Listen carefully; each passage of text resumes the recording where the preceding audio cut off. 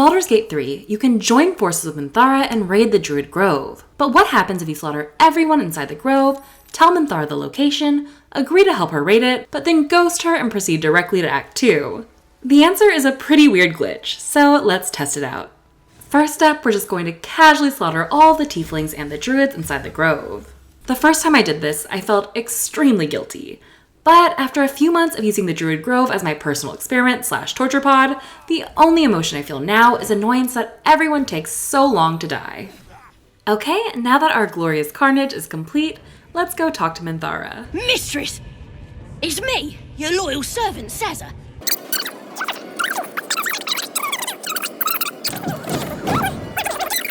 Oh, Sazza.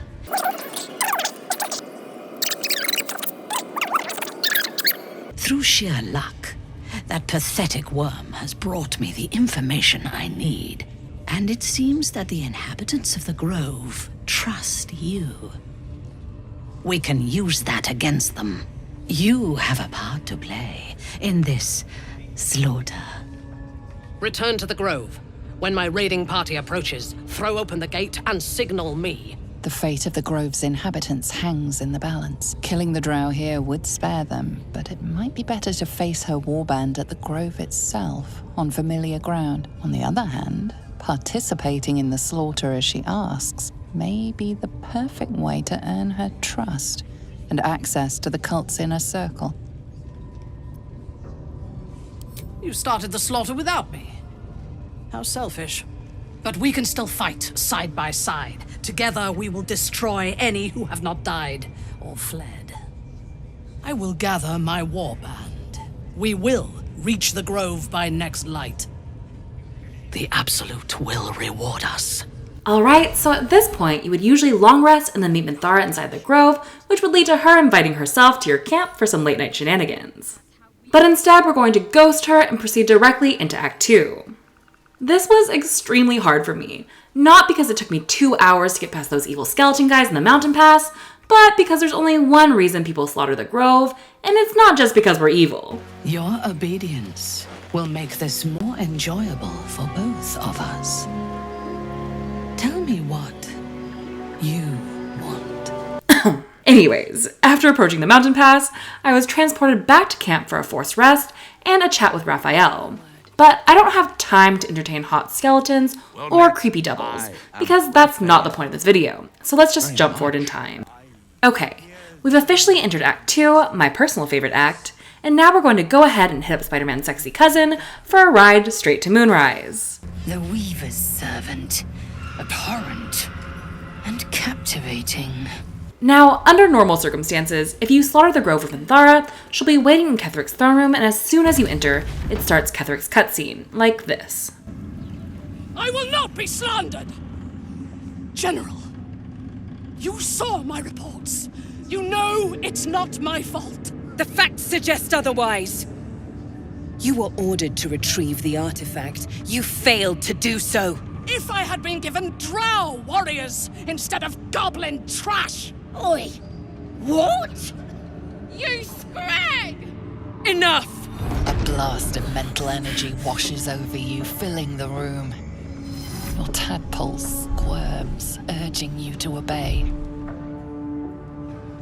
Let me make sure I understand this. You're claiming that General Thorm gave you the wrong soldiers. Yes. No! You blame the Absolute's Chosen for your failure. Of course it is not the General's fault. Whose then?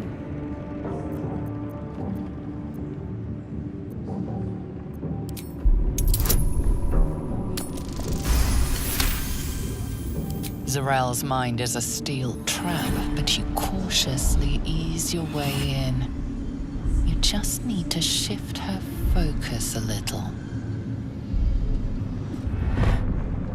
I'm being unkind. Anyone might have struggled with such imperfect tools. Goblins are prone to failure. Yes.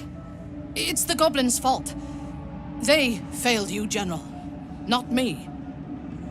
General? Take Minthara below. Someone will have to consider her fate. No! Please! Mercy! Please! So that was what was supposed to happen when you enter the throne room for the first time. But now let's reset, because here's where things got weird.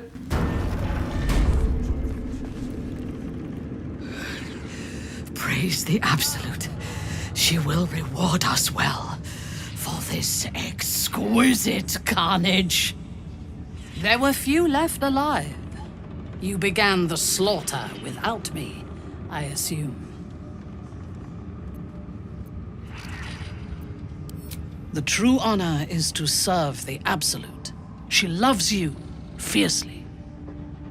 I see that in the strength she has given you. And she has so much more to give. There is a bond between us, true soul. I can see what you are, what you want, and you can see what I want. Through her eyes you see yourself, skin glistening with sweat, hands bound. Ecstasy or terror, maybe both. You feel her breath on your neck, her fingers running down your spine. And then, it is over. I will come to your camp tonight. We will celebrate this victory. Together. So yeah, basically Minthara was so horny that Ketheric was like, fine, go get laid, and then we'll talk. Only when I got back to camp, Minthara was sadly nowhere to be found. So I tried long resting, but she didn't come visit me in my sleep either. And I'll skip this scene like I usually do, but first I have to ask, do I have selective amnesia, or is the Dream Guardian wearing even sluttier clothes than usual? Anyways, let's see what happens when we return to the throne room. I will not be slandered! General, you saw my reports. You know it's not my fault. So as you can see, it defaults back to the original scene, and since there's no new dialogue, we're just going to zoom through all of this. Afterwards, Minthara is going to be dragged down to the dungeon, and although there's no new dialogue, I'll show you what happens for any of you hero types watching, in case you've always murdered Minthara. You were adored, Minthara. Brought up from the darkness and into the Absolute's light. She cherished you, but it wasn't enough. You were distracted by your own desires. Bloodlust, murder, chaos. And most damning of all, an inability to follow orders. I obeyed to the best of my ability! And isn't that depressing? You are nothing. The drow reaches out to you psychically, connecting with you for a moment. She is infected like you, and her mind is disintegrating. Come to observe, true soul. She is a lesson. None can rise so high that they cannot fall again.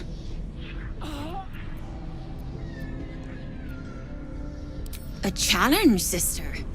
Who would be so bold? Awful, sister. Meat that doesn't yet know it is dead.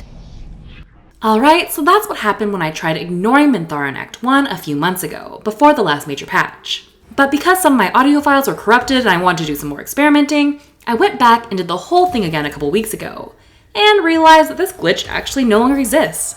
But instead of ending the video here, I'm going to skip directly to the throne room for another small experiment. But first, a word of warning that I learned along the way on attempt number 2. Sometimes when you've played the same scene 30 times in a week, you become tempted to speed things along, like during the caravan scene here. But you should not, I repeat, not, try and shoot the hidden harper lurking in the abandoned building to try and circumvent the Drider cutscene, because this will happen. Grave mistake. Wait. I have no idea why this makes both sides angry at you, but it does. Sad. Although I will say it was very humbling for me to almost experience a TPK at the distinguished hands of Mr. Ellendale, and I'm sure Jaheir would have been really proud of him, so pour one out for our boy. Anyways, back to the throne room with my new squad. Once again we bust into the room, but as you can see, It just triggers the original cutscene and not the glitch one. But I really wanted to talk to Minthara, and because letting this cutscene play out always results in Minthara being taken down below to be tortured, I have a follow-up question. Is it possible to prevent Minthara from being dragged away from the throne room? The first thing I did is try and silence Minthara and Ketheric. This works in other scenarios, so I had high hopes it would work here too. But unfortunately, all it did was annoy Papa Ketheric. What is your name, true soul? I suppose it doesn't. Zarel, kill this fool. With pleasure, General. As you can see, while silence didn't work entirely, it did make Ketheric leave, allowing me a fighting chance to fulfill our quest. But it was less of a fight and more of a massacre, mostly because I went back to Act 1 just for this experiment without bothering to level up or grab the really valuable gear. So let's try this fight again. Now, I did try to do this fight honorably, but after failing for 4 hours, I set aside my pride for the sake of experimentation and used my first ever mod, which was this ring that more or less allows you to kill everyone you hit instantly. And yet I still managed to fail my mission twice more because Minthara likes to be up in everyone's business and kept dying because of it. But with the power of the cheater's ring, combined with the power of Sanctuary, we got it done. And afterwards, this is what happens. This is your end. The voice silenced. My abuser's dead. I didn't think anyone would come for me. Erasing my thoughts and my will. Even I could not have endured for much longer. Agreed. Lead the way. So yeah, another glitch because Minthara still thinks she's being tortured, but less of a strange one. Well, as always, thanks so much for watching. I know this is a pretty brief video for my standards at least, but I saw a few comments requesting shorter content, so let me know if you prefer this format or my more detailed experiments. Either way, I have been working on a much beefier video trying out some of your Baldur's Gate 3 experiment suggestions, so keep an eye out for that if you're into my longer videos. Also, special shout out to Reese for my first ever super thanks. That was a video I uploaded from like 5 months ago, so you might not be around to see this, but if you are, hi, I love you, you're a legend and a scholar, and you really brightened my day, so thank you. Also, fun fact, did you know turkey vultures will projectile vomit on you if they feel threatened? A good tip for all of us to remember in 2025. Anyways, lots of love to most of you. I hope you all have a beautiful day, and if you feel like it, you can like this video and subscribe for more Baldur's Gate 3 and other video game content.